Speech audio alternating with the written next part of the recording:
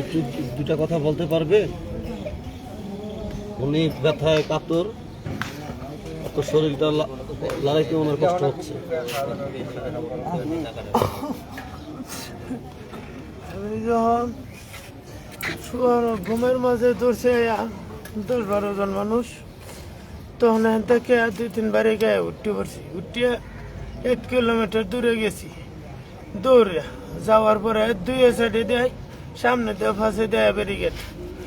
দেওয়ার পরে হজরে আজানের আগে দেয়া, তখন এক বাড়ি দিয়েছি, যায় 2 বিল্ডিং ওয়ালের সিফাত পড়ছি।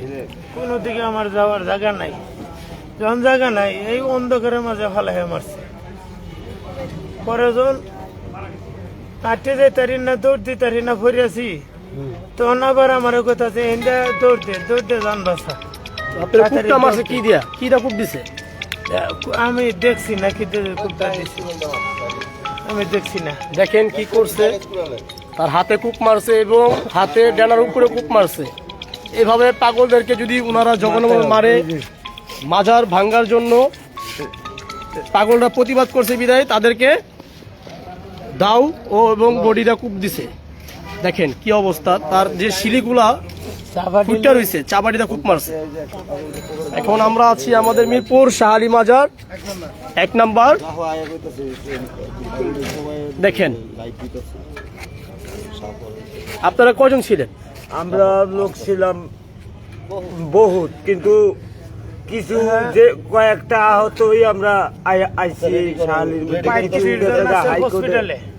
আরো 35 জন হসপিটালে আছে। হসপিটালে আছে 4-5 জন মারা গেছে। জায়গাতে 5 জন মনে করেন জায়গাতেই ডেট।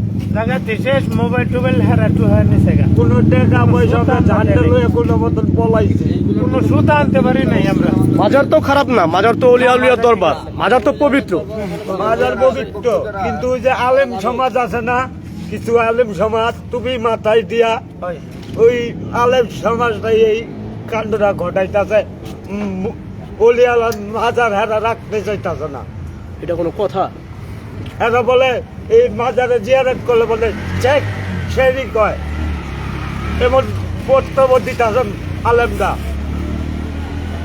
মাজারে কি শ্রদ্ধা দাও, মসজিদে শ্রদ্ধা না দিয়া আমরা কি নমাজ পড়ি না? অবশ্যই নমাজ পড়ি। ছেলেটার অ্যাক্সিডেন্টে এই পেটটা গেছে গা, বুড়ি ভেঙে ফেলেছে। তখন এই ছেলেটা পেটটা তো ভালোই হয়েছে, এই পেটটার মাঝে চাকুতে ফেস মারছে। এক পা পঙ্গু, এই ছেলে এক পাও নাই, হসপিটালে মনে হয় আছে। মনে হয় ছেলেটা বাঁচবে না। ছেলেটা মনে হয় বাঁচত না। 3 লাখ পাওয়া গেছে আপনার কন্যা সাহেব মাজারটা আছে না। এখন আপনারা যারাই আছেন, আপনারা যারাই আছেন 3 লাখ পাওয়া গেছে। অলিয়া উলিয়াদের আশেকের, আপনারা কি এখন আমাদের মাজার স্থান নিচ্ছেন আইসা মিরপুর শাহালি মাজার আসছেন, এখন কি আপনাদের সামনে যদি আমাদের মাজার হামলা দিতে আসে আপনারা কি বসে থাকবেন? না, আমরা জিয়ারতের কন্যা বাহাই দিব, রক্ত দিছি আরো দিব রক্ত। ইনশাআল্লাহ আমাদের মাজার আমরা পবিত্র রাখবো, এই তো। এরকম সারা বাংলাদেশের আশেক পক্ষ যারা আপনারও নামেন বলো না। আমি একটা কথা বলতে চাই, মাজার কখনো অপবিত্র না, মাজার অপবিত্র জায়গা না। পাগল ফকির বাস করে। পাগল পাগল কারে বলছে? হ্যাঁ, আমি এটাই বলতে চাচ্ছি, আপনারা মাজারকে নিয়ে কোনো কুমন্তব্য না করে কোনো প্রকারের গজব ছড়াবেন, কোনো প্রকারের গুজব ছড়াবেন না। এবং এই যে এই অবস্থাটা করছেন এনাদের, এই অবস্থাটা করার জন্য আমি বাংলাদেশ সরকারের কাছে বিনোদনভাবে অনুরোধ করতেছি, এগুলা বন্ধ করা হোক। এগুলা বন্ধ করা হইলে এরা পাগল, এরা কারোর সাথে মারামারিও করে না, কারোর সাথে ঝগড়াঝাটিও করে না। তারা অলিদেরকে ভালোবাসে, আল্লাহর অলি। হ্যাঁ, অলিদের কাছে আইসা তারা থাকে, আশ্রয় নেয়। আপনি থাকবেন? আপনি কখনো রাস্তায় ঘুমাবেন? ভালো মানুষ তার মাজার আসেন। আপনি কখনো রাস্তায় বসে থাকবেন? কখনোই না। ভালো মানুষ যে সে রাস্তায় বসবে না, রাস্তায় ঘুমাবে না, রাস্তায় থাকবে না। আমি এটাই বলতে চাই, আপনারা এরকম না করে পাগল ফকিরদের গায়ে হাত না দিয়ে, আপনারা পার্থপক্ষে যদি কোনো অকারণ হয়, অলিদের দরবারে যদি কোনো অকারণ দেখেন, যে করবে তাকে সাজা দেওয়া হোক। ওরা তো মানুষ নামে জানোয়ার, ওরা তো কিন্তু আপনারা যেগুলো করতেছেন এরাও তো মানুষ, পাগলও তো মানুষ। ভালো করে স্পটগুলো ভালো করে দেখেন, মোবাইল আপনার না যেভাবে মানুষ মানুষকে মারে ভালো করে স্পটটা দেওয়া। দেখেন মানুষ কিভাবে মারে, পাগল হোক সদল সে মানুষ। দেখেন শাহপরান মাজার ভাঙতে আসছিল, তাই পাগলরা বাধা দিছে। বাধা দেওয়ার কারণে তাদেরকে এভাবে কুবাইছে, এভাবে মারধর করছে। তারা এখন ভয়ভীতি পেয়ে এখন আমাদের মিরপুর 1 নম্বর শাহ আলী মাজারে এসে আশ্রয় নিছে। এখন ওনারা বলতেছে যে শাহ আলী মাজারে আশ্রয় নিছি, যদি শাহ আলী মাজার ভাঙতে আসে আমরা রক্তের বদলে আরো রক্ত দেব, তাও আমরা মাজারে কোনো ক্ষতি হতে দিব না। তো এগুলো কি দেশের কোনো কাজ? দেশে কোনো আইন নাই?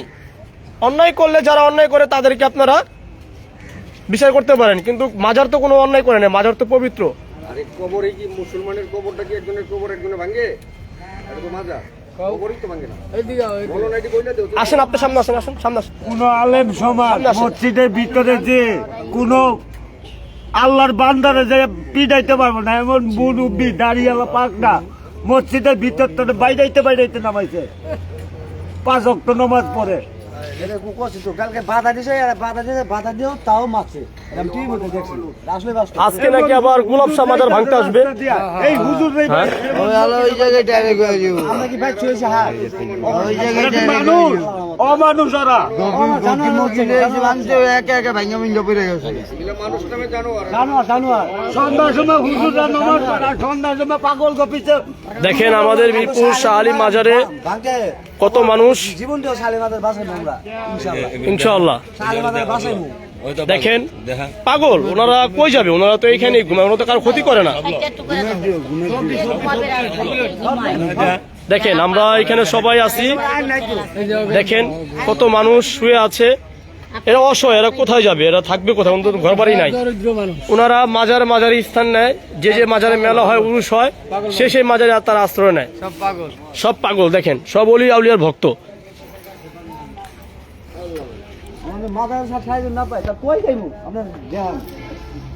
পাগলটা যদি মাজারেই যাইতে না পারে তাহলে কই যাইব? কবরে যাইব, কবরে বাড়াই দিও পাগল গো। এক লগে সব পাগল কইরা গুলি কইরা দিও, তাহলে আর দুনিয়ার মধ্যে পাগল থাকতো না। পাগল আসলে ওয়াজ করেনি, আমরা তো আর পাগল হইতে পারি না। তারপরে চেষ্টা করতে দিও ওয়াজ করি নিম্ন মাত্রা যদি একটু কাজ কইরা যাইতে পারি।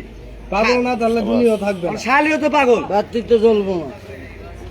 যদি পাগল না থাকলে দুনিয়ার মধ্যে কিছুই হইতো না। পাগল না তাহলে পাগল না থাকলে হুজুরাও জন্ম হইতো না। জি সাবাস। জানে কত কিছু। পাগল নিয়ে হুজুর জন্ম, এই পাগল নেই দুনিয়া সৃষ্টি।